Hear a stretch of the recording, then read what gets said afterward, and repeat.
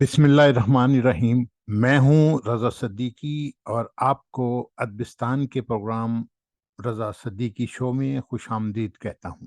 हमारे आज के प्रोग्राम में लॉस एंजल्स में मुकीम पाकिस्तान निज़ाद इरफान मुर्तज़ा हमारे मेहमान हैं। इरफान मुर्तज़ा खत्तात हैं। इरफान मुर्तज़ा आर्टिस्ट हैं। इरफान मुर्तज़ा तसव्वुराती मुलाकातें करते हैं शायरों अदीबों से। इससे पहले कि हम अपने दोस्त की तरफ चलें, मैं आपसे एक गुजारिश करना चाहता हूं कि अदबिस्तान आपका अपना चैनल है, इसे यूट्यूब पर सब्सक्राइब कर लीजिए और साथ ही बेल आइकन भी दबा दीजिए ताकि हमारी तमाम वीडियोस आप तक बर वक्त पहुंच सकें। तो आइए अब अपने मेहमान से मुलाकात करते हैं। इरफान मुर्तज़ा भाई, आपको अपने प्रोग्राम खुशामदीद कहते हैं। जी, अस्सलाम वालेकुम। आपका बहुत बहुत शुक्रिया कि आपने मुझे यहाँ दावत दी और अपने नाजरीन से मिलने का मौका दिया।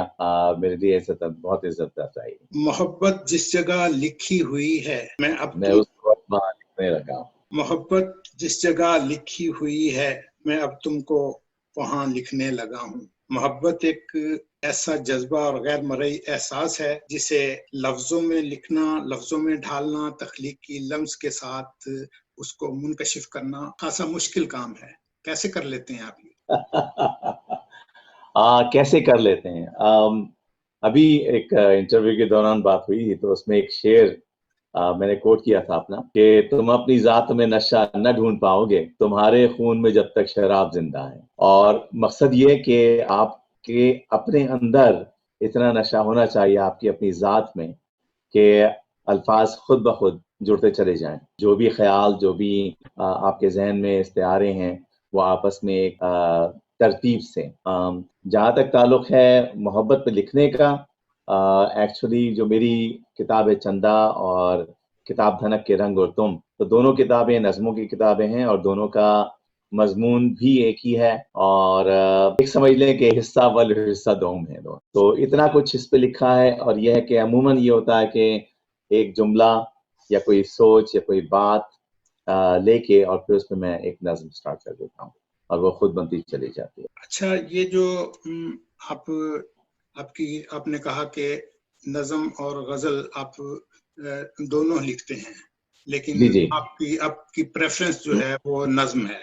लोग अमूमन गजल से नज्म की तरफ आते हैं, मैं नज्म से गजल की तरफ गया हूँ। तो इत्तेफाक ऐसा है कि मैंने नज़में ज्यादा लिखी हैं और फिर हुआ ये कि जब गजलें भी लिखता रहा लेकिन इतना ज्यादा उसमें मैंने कंसंट्रेट नहीं किया। लेकिन जब मैंने सोचा गजलों की किताब का तो हमारे जो मोहतरम रफीउद्दीन राज साहब हैं तो उन्होंने यही सजेस्ट किया था कि भाई ये ना हो कि लोग कहें कि नज़में तो अच्छी हैं, गजलें अच्छी हैं लेकिन नज़में बेहतर हैं। तो उन्होंने उन्होंने कहा पहले ये सोच लो कि किताब छापने से पहले कि क्या वाकई तुम चाहोगे कि दोनों सब्जेक्ट्स में लोग कहें हाँ भाई नज़में भी अच्छी हैं और गजलें भी ऐसी हैं। तो अल्हम्दुलिल्लाह नज़मों और गजलों दोनों का अच्छा रिस्पांस मिला। अभी पिछले साल मेरी किताब गजलों पे सुलगती रेत पर सजदा आई। पहली किताब जो मेरी 2002 में पुराने घर के मौसम है वो कॉम्बिनेशन है नज़मों और गजलों का, लेकिन चंदा और धनक के रंग और तुम जो है वो उसमें कॉन्सेंट्रेट किया मैंने सिर्फ नज़मों पे। अच्छा, जो आपकी पहली किताब है पुराने घर के मौसम, जी अच्छा, उसमें एक जो मंजराती किस्म का जो आपने लैंडस्केप को जो अपने वो घर के तस्वुर को जो आपने खींचा है, वो जी। वो बाकी आपके अब तक के कलाम में उस वो जो गिरफ्त है वो नजर नहीं आती। इसकी कोई खास वजह है? चंदा और धनक के रंग और तुम में जो मेरी नज़में हैं वो एक तरीके से आप समझ लेंगे एक जाती एक्सपीरियंस है और अपने ही सोच अपने ही हालात उनको कलम बंद किया। पुराने घर के मौसम में जो नज़में हैं उससे हर एक शख्स रिलेट हो जाता है, इसलिए कि बहुत ही सादा जबान में और वो कुछ मैंने लिखा कि जो हर कोई सोचता है, जिससे वो गुजर चुका है और वो उसकी यादों का हिस्सा है। उसमें आप असल में लोगों को घर याद करा देते हैं, जी अपना अपना आप याद करा देते हैं। तो बिल्कुल। इससे पहले कि हम आगे को चलें, तो उसमें से कोई जो नज्म है या कोई गजल जो आपको वही जो टपकते घरों वाली जो है वो नज्म सुना दीजिए। बिल्कुल बिल्कुल। और ये नज्म जो किताब का उन्वान है पुराने घर के मौसम, उसी नज्म का उन्वान भी वही है। और उसमें यही है कि कोई भी मिसरा आप उठाइए, जो सुनने वाले हैं उनमें से कोई ना कोई शख्स वो जुमला जी चुका है, वो गुजार चुका है। यहाँ परदेश में आकर हम अपने देश की बातें कभी तो भूल जाते हैं, कभी हम खुद भुलाते हैं। इन्हीं बातों में, यादों में पुराना घर भी है मेरा, पुराने घर के वो मौसम अभी तक याद आते। कभी बारिश जो होती थी तो अपनी टीन की छत पर कई सुरताल बजते थे। बड़े कमरे के बीचों बीच हम बर्तन भी रखते थे कि उन सुराखों से जिनसे सुबह सूरज चमकता था। कभी बारिश जो होती थी तो पानी भी टपकता था। नए हमसाए की बेटी हमारे घर में आती थी, नए हमसाए की बेटी हमारे घर में आती थी, हमारी बहनों के संग बेसनी रोटी पकाती थी। मजा बारिश का हमको जो पुराने घर में आता था अभी तक याद आता। अगरचे लू भी चलती थी, फजा भी गर्म होती थी और ऐसा हब्स होता था कि मानो दम निकल जाए। तो ऐसे में हम अपने दोस्त को सत्तू पिलाते थे, अगर वो जेब में पैसे तो फिर कुल्फी भी खाते थे। कभी ऐसा भी होता था कि दस्तरखान बिछता था तो दस्तरखान के कोने पे रखी बाल्टी में आम होते, कभी एक दो, कभी दो चार अपने नाम होते थे। गरीबी में जो जीने का मजा था अभी तक याद आता है। और खिज़ा आती थी, मौसम का अजबी ढंग होता था। हरे पत्तों का पीला खौफ से फिर रंग होता था। जुदा हो जाएंगे वो शाख से यारों किसी भी दिन, कि रौंदे जाएंगे पैरों तले यारों किसी भी दिन। इन्हीं सूखे हुए पत्तों में फिर एक फूल खिलता था। इन्हीं सूखे हुए पत्तों से वो चुपके से कहता था, बहारें फिर भी आएंगी। और बाहर आती थी, आंगन में हमारे फूल खिलते थे। हरे पत्ते हमारे पेड़ पे कुछ ऐसे हिलते थे कि मौसम के बदल जाने की वो खुशियां मनाते हों। सना सन सन, सना सन सन कोई नगमा सुनाते हों। मोहल्ले के जवान लड़के पतंगे भी उड़ाते थे। कहीं दुमछल्ला उड़ती थी, कहीं गुड्डे लड़ाते थे और कभी तो जाने बूझे एक मकान की छत पे हम यारों किसी को देखकर अपनी पतंगे भी गिराते। वो सर्दी हो कि गर्मी हो, खिजा आए बहार आए, पुराने घर के वो मौसम अभी तक याद आता। आमों का सिलसिला ये है रज़ा साहब कि हमें याद है जब बचपन में आम जब उसके खाने के बाद बैठते थे और अमूमन एक बाल्टी में जिसमें बर्फ डाल के रख दिए जाते थे आम, लेकिन खासकर जब बारिश होती थी और वो ओलती से जो पानी गिरता था उसमें ठंडे होने हुए जो आम होते थे उनका एक अजब। मैंने यही तो कहा कि आपने जो मंजर कशी की है ना, जी शायरी में बहुत कम शायरों ने मंजर कशी की है। तो आप उन शायरों में हैं जिन्होंने मंजर कशी करके जो है वो उसको शायरी को पुरलुत्फ बनाया है और बामानी बनाया है। तो अब हमने ये एब्रप्टली जो है अपना सिलसिला तो शुरू कर लिया, तो जरा कुछ हमारे नाजरीन को ये भी बताइए कि आपका जहां तक ताल्लुक है वो तो कराची से आपका ताल्लुक है, पाकिस्तान से ताल्लुक है, तो कब यहाँ से जो है अमेरिका आए और कब से आके जो है वो लोगों ने कहना शुरू किया कि वापस क्यों नहीं जाते। तो ये जो है ये इस हद तक पहुंचिए, जरा थोड़ा सा ये बताइए लोगों को। November 3rd 1985, November 3rd is my birthday और मैं अपनी बर्थडे पे ही यहाँ पे आया था। तो अब कितना 34 साल हो गए, 35वां साल लग रहा है। और 35 साल का ये जो 34-35 साल का जो ये सफर है, अगर आप पीछे पलट के देखें तो लगता है कुछ भी नहीं और यूं गुजर गया चुटकी बजाते। लेकिन इन इतने अरसे में जो कुछ सीखा जिंदगी से और जो कुछ जिंदगी ने सिखाया, बहुत कुछ सीखा जिंदगी से और बहुत से ऐसे लोगों से मुलाकात हुई कि जिनसे बहुत कुछ सीखने को मिला। 1987 में मैंने पहला मुशायरा अटेंड किया था यहाँ लॉस एंजलिस में और उसी में मुझे अपनी पहली नज़्म सुनाने का मौका मिला। बहुत उस वक्त 26 साल उम्र थी मेरी और बहुत शौक था कि जी हम भी एक मुशायरे में सुनाए और इत्तेफाक से मौका मिल गया। लेकिन फिर उसके बाद जो है फिर वो सिलसिला चल निकला। तो ये है। अच्छा, ये आप यहाँ पे एक अदबी तंजीम के जो बानी जो है सदर भी हैं, तो जरा उस तंजीम के बारे में कुछ बता दीजिए। 2003 में यहाँ मैंने उर्दू राइटर सोसाइटी शुमाली अमेरिका के नाम से एक तंजीम कायम की, जिसमें मेरे दोस्त मोहम्मद कलाम और मरहूम आसिफ सैयद, हम तीनों ने मिलकर ये तंजीम शुरू की। इसका मकसद ये नहीं था कि जी हम उर्दू की खिदमत करेंगे, ये हमारा मौक़िफ़ कभी रहा ही नहीं। इसका हमारा मौक़िफ़ सिर्फ एक है कि हम उर्दू की खिदमत करने वालों की खिदमत करते हैं। सही सही। और जी, और उसमें क्या है कि उसमें हमने फिर मुशायरे भी करवाए, लेकिन उसके साथ साथ किताबों की तकरीबात भी हुई उसमें लोगों की शामें, उनके साथ हमने शाम मनाई। उसके साथ साथ फिर हमारे यहाँ से बहुत सारे कैश अवार्ड्स थे, $5,000, $3,000 इस किस्म के अवार्ड्स भी बहुत सारे शायरों को और अदीबों को दिए गए। और हमने एक सिलसिला ये रखा था कि किसी की किताब पे हमने कोई अवार्ड नहीं दिया, बल्कि उनकी टोटल ओवरऑल परफॉर्मेंस। बिल्कुल बिल्कुल। और दूसरे ये कि, और जरूरी नहीं कि वो शायर हों, अगर वो शायर गर भी हैं और उन्होंने उर्दू की खिदमत की है तो उसमें भी हमने उनको रिकॉग्नाइज किया। इसके साथ साथ कुछ शायरों की हमने किताबें सोसाइटी के खर्चे पे छपा के उन्हें तोहफतन दी। इसके साथ साथ उर्दू की क्लासेस भी कराई हमने। उर्दू की क्लासेस हमारी वेबसाइट पे भी मौजूद है, urduwriters.org पे। और ये सारा सिलसिला 2003 से चल रहा है। इंटरनेशनल मुशायरे की तरफ हम बहुत देर में आए। हमारा जो मेन मकसद था वो नॉर्थ अमेरिका के जो कलमकार हैं उनको प्रमोट करना, क्योंकि अमूमन ये होता आया था और होता आया है कि बहुत दफा ये होता है कि जब पाकिस्तान, इंडिया या दूसरे मुल्क से शोरा आते हैं तो यहाँ के रहने वाले चाहे वो जितने भी टैलेंटेड हों, लेकिन उनको पीछे कर दिया जाता है, ये आप लोकल हैं। मैं आपको इसकी एक छोटी सी मिसाल दूं।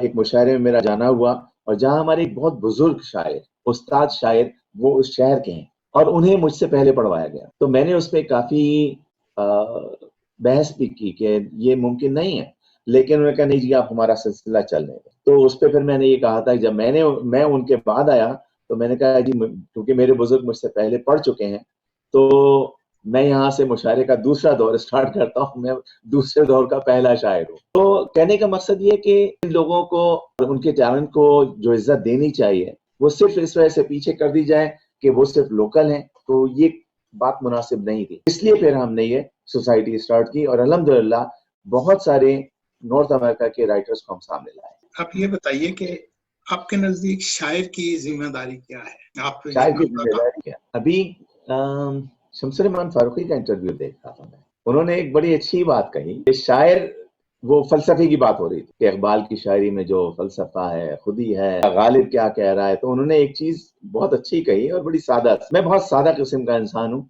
मेरे अल्फाज भी बहुत सादा हैं, मेरी शायरी भी बहुत सादा है और उसमें आपको जब यही चाहिए कि आदमी फ्रैंकली जो कुछ उसके जहन में आ रहा होता है वो बयान करता है, वही सही होता है। बिल्कुल। आपको मेरी किसी किताब में चाहे पूरी किताब पढ़ लें, आपको कहीं डिक्शनरी की जरूरत नहीं पड़ती, इसलिए कि मैं कोशिश करता हूँ कि जो मैं तमाम जो अल्फाज में लिख रहा हूँ वो हर एक शख्स तक आसानी से पहुंच जाए, इसके बजाय कि वो सोचता रहे। जहां तक जिम्मेदारी की बात है, एक तो जिम्मेदारी का मैं जो शमसुर रहमान फारूकी साहब की बात कर रहा था, उन्होंने कहा कि भाई वो शायर है, उसने गजलें लिखनी है, नज़में लिखनी है, लिख रहा है, इस्तार है, सब कुछ कर रहा है, तो कर इस फलसफे में नहीं पढ़ो कि वो क्या उसका फलसफा है। खैर वो उनका एक तरीका था बात करने का।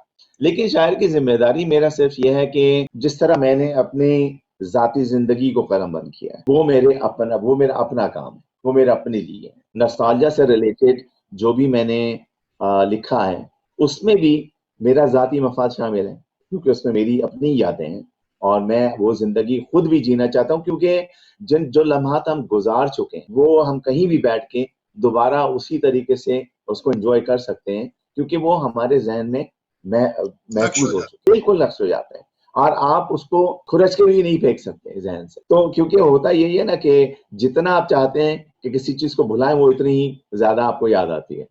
लेकिन साथ साथ ये भी है कि जो हालात हाजरा और जो आजकल के हालात हैं, चाहे वो कश्मीर हो, चाहे वो फ़लस्तीन हो, चाहे पाकिस्तान के हालात हों, चाहे वो गुर्बत हो, चाहे कोरोना वायरस हो, उसमें भी आपको अपना पैगाम लोगों तक पहुंचाना जरूरी है। और इससे भी रिलेटेड मैं नज़में लिखता रहा हूँ, लेकिन ये जरूर है कि मैंने इतनी ज्यादा चीजें इस पे इसलिए नहीं लिखी क्योंकि हम खबरों से, अखबारों से, टीवी से ये सब चीजें मुसलसल सुनते आ रहे। मेरी एक नज़्म है, उसका जो मफहूम नज़्म का वो यही है कि जितनी भी आग लग रही है या कुछ भी हो रहा है, सब कुछ हो रहा है, उस पे जरूरी नहीं कि मैं ही लिखूं, क्योंकि उसके लिखने वाले और बहुत से हैं। मैंने एक सब्जेक्ट पिक किया है, मैं उस पे लिखे जा रहा हूँ और वही लिखना चाहता हूँ। अच्छा, ये जो शायरी में आपके नजदीक सबसे अहम चीज क्या होती है? शायरी में मेरा तो सबसे ये जो जी बताइए। हम सॉरी, आपने कहने का मतलब ये है कि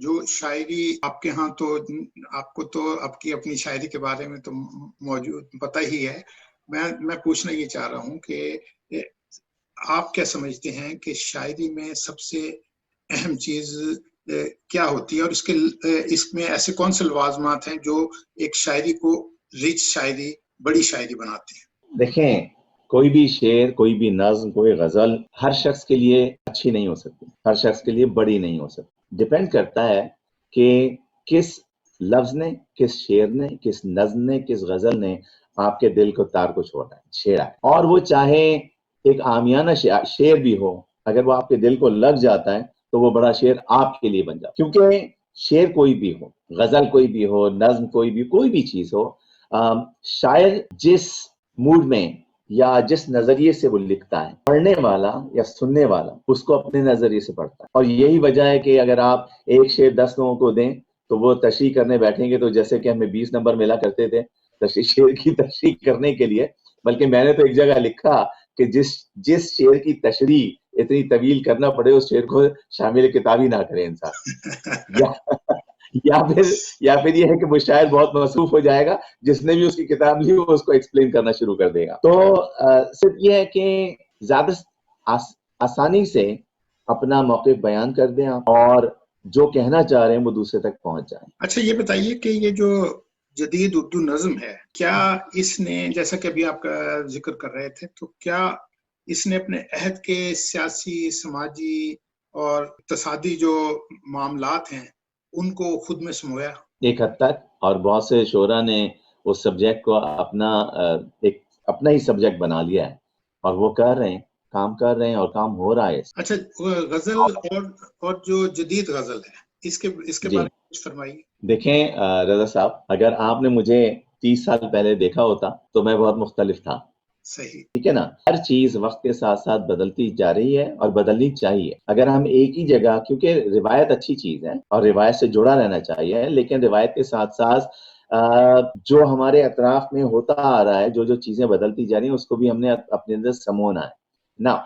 मैं थोड़ा सा, मुझे इख्तलाफ है नसरी नज़मों से, क्योंकि नसरी नज़मों के, बल्कि एक मैंने इंटरव्यू में ये कहा था कि नसरी नज़म वो चीज होती है कि जब एक नसर निगार हाथ फैला के शायर बनना चाहता है या एक शायर हाथ फैला के नसर निगार बनना चाहता है। तो नसरी नज़म से हट के बात करें अगर, तो जो भी हमारे अतराफ में चीजें होती जा रही हैं, आती जा रही हैं, क्योंकि मैंने भी अपनी शायरी में जैसे, और खासकर जैसे अगर मैं मोहब्बत के सब्जेक्ट पे सबसे ज्यादा लिखा है मैंने, तो मोहब्बत के जो मज़ामीन है मेरे, मोहब्बत का बैंक, मोहब्बत का क्रेडिट कार्ड, मोहब्बत की सीढ़ी, मोहब्बत की अलमारी, मोहब्बत का जहन्नुम, तो ये हर किस्म की चीजें जो अतराफ में आप देखते हैं, या कंप्यूटर से रिलेटेड या फेसबुक से रिलेटेड, ये सारी चीजें वो मैंने रिलेट की हैं। एंड यही होता है कि जो मेरा मेन सब्जेक्ट है एंड वहीं आके होता है, लेकिन क्या होता है कि मैं उन चीजों से रिलेट कर लेता हूँ, क्योंकि हम जो भी अतराफ में हमारी चीजें हैं, अभी मैं जहाँ जिस कमरे में बैठा हूँ, मैं आंखें बंद भी कर लूं फिर भी वही चीजें यहाँ मौजूद रहेंगी, यहाँ भी और मेरे जहन में। सही सही। अच्छा, ये जो टी.एस. एलियट ने कहा है कि जो बड़ी शायरी है वो फिक्री और एहसास के इम्तजाज से बड़ी शायरी कहलाती है। क्या आप टी.एस. एलियट के इस ख्याल से मुत्तफिक हैं? देखें, यहाँ ओके, बहुत पॉपुलर शायरी की अब बात करें पहले, ये जो पॉपुलर शायरी है, और उसको बहुत से लोग जो है वो स्टैंडर्ड का नहीं समझते। हमारे खासकर कुछ असातिज़ा या कुछ जो बड़े शायर, मैं कहूँगा, जो अपने आप को कहते हैं, वो इसे इतना ज्यादा अच्छा नहीं समझ, लेकिन उसका एक अपना मकाम है। हर सब्जेक्ट का, हर चीज का एक अपना मकाम है, और डिपेंड करता है कि कौन पढ़ रहा है, डिपेंड करता है कि कौन कह रहा है। अगर मैं, जो मेरा मजमून नहीं है, अगर मैं उस मजमून पे लिखना शुरू करूंगा, शायद मैं वो काम ठीक तौर पे ना कर पाऊं, वो नज्म या वो गजल इस तौर पे ना लिख पाऊं कि जो आप अपने नजरिए से लिख के या सोच के लिखेंगे। जदीद लबो लहजे के जो मुख्तलिफ शायर हैं, आपके हल्का अहबाब में ऐसे कौन कौन से अहबाब शामिल हुए? और दूसरा इसी के साथ ही रिलेटेड ये कि क्या उनसे आपने कोई असर कबूल किया? जदीद लबो लहजे से आपकी क्या मुराद है? जदीद लबो लहजे से मुराद जो हमारे अतराफ की चीजें उनको लेके चल रहे हैं जो साथ, या जो एक जदीदियत वाली बात है? मैं बेसिकली दोनों ही चीजें कह रहा हूँ कि जदीद लबो लहजा जो है वो आज का जो लहजा है उसको जदीद लबो लहजा। देखें, मैं आपको एक वाक़या बताऊं। सैन फ्रांसिस्को में मुशायरा था और वहां मेरी मुलाकात हुई जाज़िब कुरैशी साहब से, पाकिस्तान के। अव्वल तो उनको पाकिस्तान की जाज़िब कुरैशी नहीं कहना चाहिए क्योंकि इज वर्ल्ड रेनाउंड। जब मैंने उन्हें देखा और जिस तरीके का उनका गेटअप था, जिस तरीके से उनके बाल थे सब, तो मैंने अपने दोस्त से कहा, मैंने कहा आज तो 1940 की गजलें सुनने को मिलेंगी। लेकिन जो गजलें जाज़िब कुरैशी ने सुनाई और जो उनका लहजा और जो आप जदीद की बात कर रहे हैं कि आज का लहजा, तो मुशायरे के बाद मेरी उनसे मुलाकात हुई तो मैंने कहा, जाज़िब साहब, जब मैं मजाकन मैंने कहा उनसे कि जाज़िब साहब, मैं जब आपको सुन रहा था तो लग रहा था मैं अपनी गजल सुना रहा हूँ। तो उन्होंने भी मजाकन जवाब दिया, मुझे भी यही महसूस हो रहा था जब तुम पढ़ रहे थे। अच्छा, इत्तेफाक ऐसा हुआ, दूसरे दिन मुशायरा था लॉस एंजलिस में। वहाँ फिर जाज़िब साहब से मुलाकात हुई और हम बैठ के काफी देर बातें करते रहे। एक साहब आए, एक और दूसरे साहब के साथ, उन्होंने जाज़िब साहब से उनका तारुफ करवाया और कहा जाज़िब साहब एसएम साइंस कॉलेज में प्रोफेसर थे। तो फिर मैंने उनसे पूछा, मैंने कहा आप क्या पढ़ाते थे? तो उन्होंने कहा कि मैं उर्दू पढ़ा। तो उस वक्त मैंने उनसे पूछा कि क्या आप कोड और दड़ावर कौमों पे लेक्चर दिया करते थे? तो उन्होंने कहा, तुम्हें कैसे पता? मैंने कहा, इसलिए कि 27 साल पहले आप मेरे प्रोफेसर थे।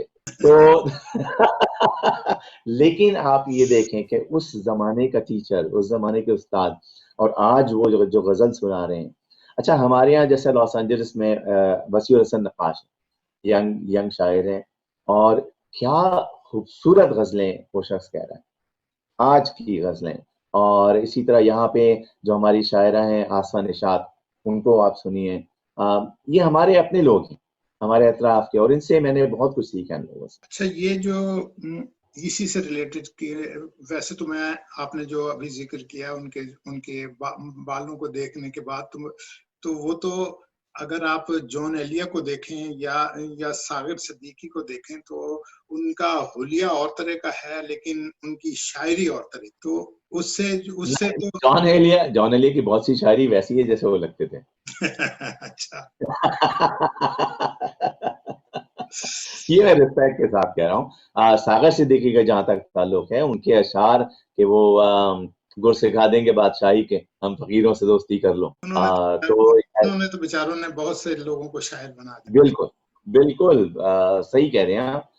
लेकिन चीज ये है कि एक्चुअली सागर सिद्दीकी साहब का आपने नाम लिया, ये मेरे एक बहुत पसंदीदा शायर। अच्छा, ये बताइए कि आप किस शायर से मुतासिर हैं? यानी कि पढ़े तो आपने, जाहिर है कि हर शायर पढ़ा होगा, बड़े सीनियर शोरा भी पढ़े होंगे, फिर आपने हम असद भी पढ़े होंगे, आपने जूनियर भी पढ़े होंगे, लेकिन आप किससे ज्यादा मुतासिर? मैं मुतासिर किससे हूँ? मुतासिर एक तरीके से, अगर मैं ये कहूँ, किसी से नहीं। वो इसलिए कि मैंने हर शायर को उसकी हैसियत से पढ़ा, और जब मैंने मीर पे मकालमा लिखा तो पूरा कलाम मीर मैंने लफ्ज ब लफ्ज पढ़ा, और फिर उसमें से मैंने सारी चीजें अख्ज़ की। फैज़ को पढ़ा तो फराज को पढ़ा तो ये सारी चीजें, गालिब, दाग, जिगर, फानी, इन सब को मैंने बहुत तफसील से पढ़ा क्योंकि मुझे उनके मकालमात लिखने थे। और मकालमात लिखने का मेरा एक सबसे बड़ा फायदा ये हो कि मुझे एक पढ़ने का शौक भी हो गया और पढ़ने को मिला भी। मुतासिर में शायद इसलिए नहीं हुआ कि मैं नहीं चाहता था कि किसी का रंग मुझ पे आ जाए, जी। तो बल्कि अभी चंद दिन पहले एक फेसबुक लाइव पे मैंने एक सवाल का जवाब यही दिया था। किसी ने पूछा था कि आज सिर्फ एक शायर को पढ़ा जाए या मुख्तलिफ शोरा को पढ़ा जाए, और मैंने यही कहा था कि मुख्तलिफ शोरा को पढ़ें, और लेकिन रंग आप अपना रखें, डिक्शन आप अपना। बिल्कुल। सागर सिद्दीकी की शायरी मुझे बहुत पसंद आई। यही चीज है कि वो लग गई बस एक दिल को बात, तो ये चीज है बस। सही। अच्छा, ये जो अब हम आपकी इसी किताब की तरफ आते हैं। इससे पहले कि हम आपकी ये तस्वीरों वाली किताब की तरफ आए, तो एक गजल और पेश कर दीजिए। ये गजल मैं आपको बोलूं, अपनी किताब सरती रेत पर सजदा से गजल पेश करते हैं। जी, इसके ऊपर मैंने अपना तबसरा जो है वो तो मैंने अभी कुछ अर्सा पहले किया था जो है। जी जी जी जी, और मेहरबानी। और पता है क्या, हैरत की बात यह है कि पुराने घर के मौसम पे जब आपने मुझे बताया कि आपकी बहन ने उस पर तबसरा किया था, हाँ, बहुत तो दैट्स जी जी जी, और वो मेरी वेबसाइट पे मौजूद है वो। जी जी, वो मैं देख रहा था आपकी वेबसाइट की तरफ, तो उसके ऊपर उनका भी तबसरा मौजूद है जी वो भी सगीर साहब और वो दोनों जो है कराची में बैठे हुए बहुत बहुत काम कर रहे हैं, ये इसमें तो कोई जी शक जी, नहीं। बिल्कुल उर्दू मंजिल बिल्कुल है, उन्होंने जो वेबसाइट बनाई है वो एक अच्छी चीज है। उस पे बहुत कुछ मिल जाता है लोगों को। बिल्कुल बिल्कुल। और पता है क्या, यही काम होता है, क्योंकि देखें आप, साहब आप 20 किताबें लिख लीजिए, वो आपने अपने लिए लिखी हैं ताकि लोग आपकी वाह वाह करें, लेकिन अगर आप किसी को एक अलिफ बे पढ़ाएंगे ना, वो ज्यादा बड़ा काम है मेरी नजर में। सही सही। बहुत शुक्रिया। तो जी जी। ये जो तस्वीरें हैं आपने किताब ये की, पहले तो ये बताइए कि इसमें ये कौन कौन शामिल है? किताब तस्वीरें जो पहली मैंने छापी उसमें 32 चोरा है। जी जी।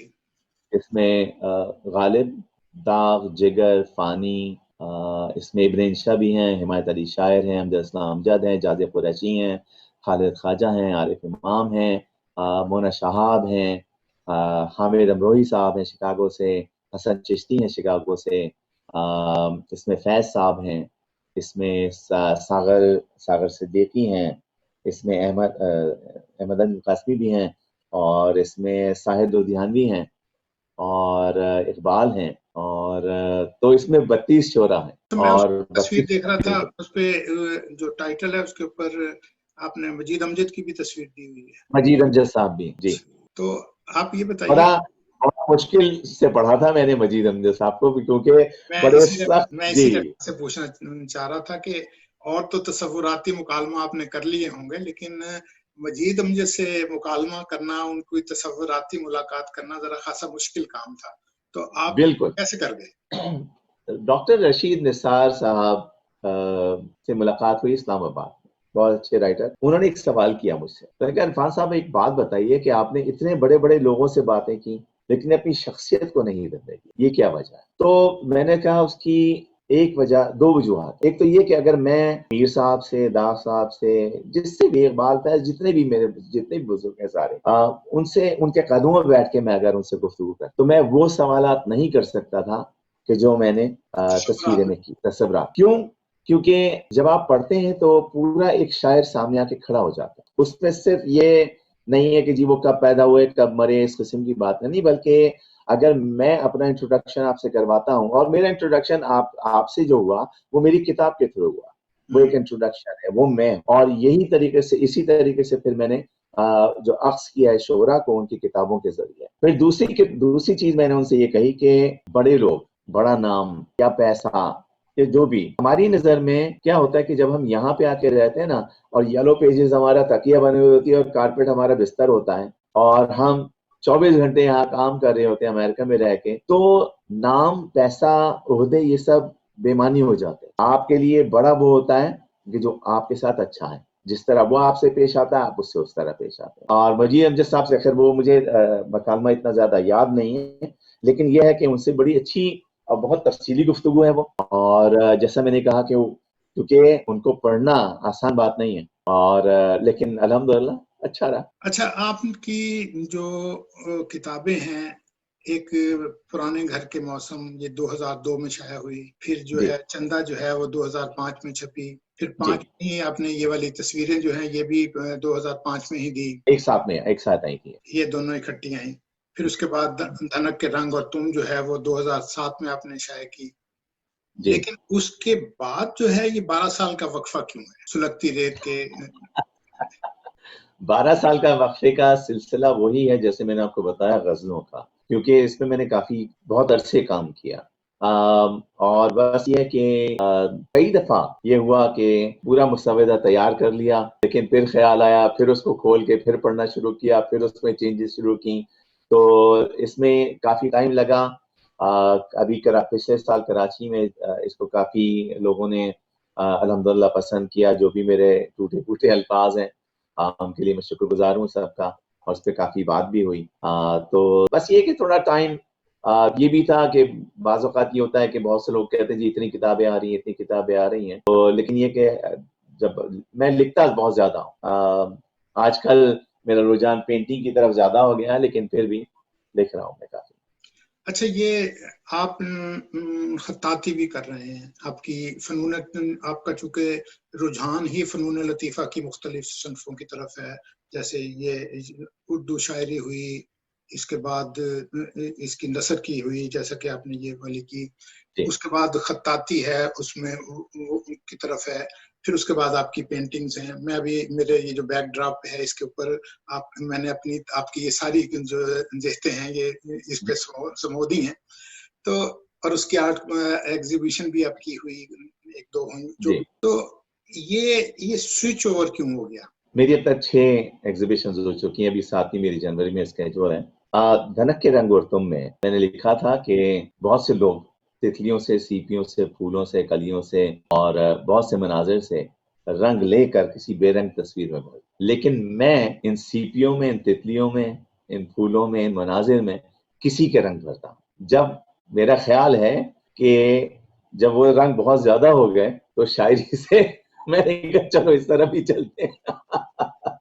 तो नई शायरी का रुझान एक्चुअली पेंटिंग का सिलसिला ये था कि 5 साल पहले मैंने पेंटिंग स्टार्ट की और अब तक मैं करीबन 85 से 90 पेंटिंग कर चुका हूँ और अल्हम्दुलिल्लाह इज गोइंग वेरी वेल। अब अपना सेलिंग की तरफ भी आ गया हूँ मैं। लेकिन जो एग्जीबिशंस हुई हैं मेरी अल्हम्दुलिल्लाह बहुत बड़े पैमाने पे, अभी मैंने 1-2.5 महीने की एग्जीबिशन खत्म की है, उससे पहले 1.5 महीने की थी, अभी जो मैं बुक हूँ वो 1.5 महीने के लिए। तो और ये बहुत बड़ी बड़ी गैलरीज हैं यहाँ पे कैलिफोर्निया में, तो जहाँ पे इनके डिस्प्ले हुआ। अच्छा, ये तो जो मेरा जो जी, ये जो इसमें अगर जो आर्ट एग्जीबिशन है इसके अंदर मुजस्मे भी नजर आ रहे हैं और पुराने कदीम मुजस्मे जो है, तो जी ये मुजस्मा साजी भी आप करते हैं? नहीं, सारी पेंटिंग्स हैं। अच्छा, जी वो इस तरह लगती हैं जैसे ओरिजिनल चीज हो, इसलिए जी इसलिए इसलिए मैंने ये सवाल किया था कि जी शायद वो उसके मुजस्मे की जो है ना वो पेंटिंग, वो मुजस्मा जी बना के तो फिर उसको आपने वो किया हुआ है। और एक वो जो बारादरी की जैसे तरह की एक किंग प्रीस्ट के जो मुजस्मे वो लगाए तस्वीर मोहनजोदारो की, जी तो जी एक्चुअल जो ये 5000 साल पुराना मुजस्मा है और ये तकरीबन 6.5 इंच का है ये। लेकिन जो पेंटिंग है वो 30 इंच बाय 40 इंच की है। और मेरा जो मकसद है कि मेरा हिस्ट्री से बहुत दिलचस्पी है मुझे, और इसीलिए मैंने बहुत सी आप चीजें देखेंगे मेरी पेंटिंग में, बहुत सी हिस्टोरिकल चीजें हैं और खासकर पाकिस्तान से रिलेटेड, क्योंकि मैं चाहता हूं कि हमारी जो हिस्ट्री है और हमारी जो चीजें हैं, जो हमारा खजाना है, वो दूसरों तक पहुंचे। और इसीलिए मैंने मोहनजोदारो से रिलेटेड काफ़ी चीज़ें पेंट की हैं। मैंने टेक्सला से रिलेटेड काफ़ी चीज़ें पेंट की हैं और इसी साथ साथ लेकिन बहुत सी और भी चीज़ें हैं, लेकिन पाकिस्तान से रिलेटेड काफ़ी चीज़ें। नहीं, तो इसमें आपने हिस्ट्री से आपको दिलचस्पी है तो इससे आपने इसको तहरीर में इसको क्यों नहीं शामिल किया, हिस्ट्री को, ताकि ये तो एक चीज जो मौजूद है उसको उसको आपने तसव्वुराती तौर पे उसको पेंट कर दिया और उसको ये और उसमें हकीकत का सा रंग भर दिया, लेकिन लफ्जों में उसे क्यों नहीं समोया? कुछ चीज़ें ऐसी हैं जिन पे मैंने लिखा है। जैसे आपके ये पीछे जो पेंटिंग अभी नज़र आ रही है, एक जो दरख्तों के ऊपर और नीचे एक राहदारी बनी हुई है, ये एंगोर वाट की है, कैम्बोडिया की, सिम रिप कैम्बोडिया में। और ये 14th सेंचुरी का ये टेम्पल्स हैं सारे। बहुत ही इंटरेस्टिंग जगह है और इसके बारे में पूरा मैंने एक सफरनामा लिखा कैम्बोडिया का, सही और सही उसमें उसमें बहुत ही ज्यादा तफसील से मैंने इसके बारे में सारा लिखा। फिर उसके बाद मेरा जाना हुआ वियतनाम, और उसमें भी बहुत सारी हिस्टोरिकल पैलेसेस, उनके टूम्स वगैरह जो हैं वहाँ पे सारे, उसके बारे में मैंने पूरा सफरनामा तो लिखा। पाकिस्तान ये जी सफरनामे छपे, ये सफरनामे नहीं, छपे? अभी अच्छा छपे नहीं है, अच्छा, बट पाकिस्तान, उसको थोड़ा सा फाइनल वो कर लिया है मैंने, तो तस्वीर के साथ फिर ये इंशाल्लाह प्रिंटिंग में। तो पाकिस्तान की जो है मुख्तलिफ जगह, ये तो आसारे कदीमा के रेफरेंस से है ना, दूसरी भी तो खूबसूरत जगह है ना। देखें, मुस्तंसर हुसैन तार ने हमारे जो बहुत सारे इलाके हैं उनको उनको जो है जी तहरीर किया है, और आदमी उन जगहों की बनिस्बत उन मुस्तंसर साहब की तहरीर में खो जाता है। तो आपने उस तरफ का कोई ऐसा मसला नहीं किया? खसूसन अगर आप सिर्फ कराची पे ही लिखते तो वो ज्यादा अच्छा चीज आप पेंट कर सकते थे उसमें। इट इज पॉसिबल, लेकिन बात यह है कि जिस तरह मैंने कहा कि मैं चाहता हूं कि हमारी जो पाकिस्तानी तारीख है मैं इंट्रोड्यूस करवाना चाहता हूं अपनी पेंटिंग्स के थ्रू यहाँ पे। अच्छा, कुछ चीजें ऐसी हैं जहां हमारे लोग नहीं पहुंचते, तो वो वहां तक पहुंच जाएं तो वो बेहतर है। पाकिस्तान से रिलेटेड जिस तरह आपने कहा मुस्तनसर साहब ने, या ऐसे बहुत से लोगों ने बहुत तफसील से इन चीजों को बताने के लिखा है पहले। और मैं ये सोचता हूँ कि अगर फिर मैं लिखूं और मैं भी, हाँ ठीक है, मैं अपने हो सकता है उसमें मेरा नजरिया, मेरा रंग भी शामिल होगा उसमें, लेकिन एक तरीके से वो रिपीट हो जाएगा, तो शायद इसलिए ना लिखा हो। लेकिन ये है कि हाँ, मौका मिलेगा तो जरूर, क्योंकि बहुत हिस्ट्री है हमारी। तो सही सही। तो इरफान भाई, अब ऐसा है कि इससे पहले कि हम आपसे इजाजत लें, एक कोई खूबसूरत सी नज्म सुना दीजिए और फिर हम आपसे इजाजत। कोई वो उसी में से उसी तरह की सुना दीजिए जैसे कि जिससे कि आदमी को अपना घर और अपना वतन और वो जो चलिए वो सुन लीजिए, उसके लिए मुझे किताब की जरूरत नहीं। उसी तरह की कोई चीज सुना अब भी ऐसा होता होगा, सुना देता हूँ मैं। उन्वान है, अब भी ऐसा होता होगा।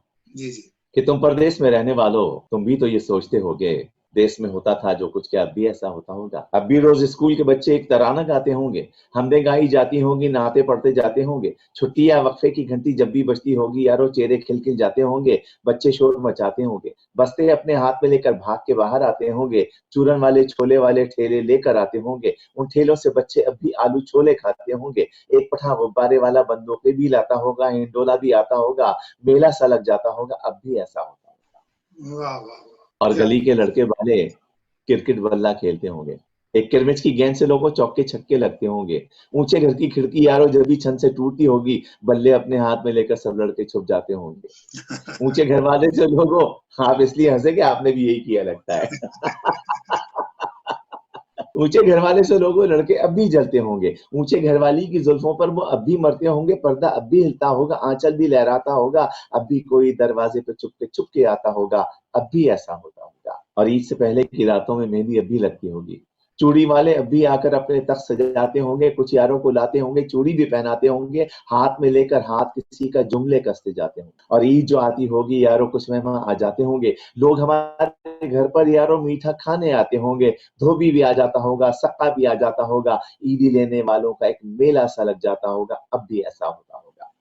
और घर के दरवाजे पर जब भी आहट होती होगी यारो, माँ की नजरें उठती होंगी, बहना खुश हो जाती होगी, अब्बा भी अपने कमरे से उठकर बाहर आते होंगे, हर कोई ये सोचता होगा शायद बेटा आया होगा, और छोटा भाई दरवाजे की कुंडी आकर खोलता होगा, और गली में कुछ भी न पाकर जाने क्या कुछ सोचता होगा, जाने कब तक रोता होगा, अब भी ऐसा। वाह वाह वाह।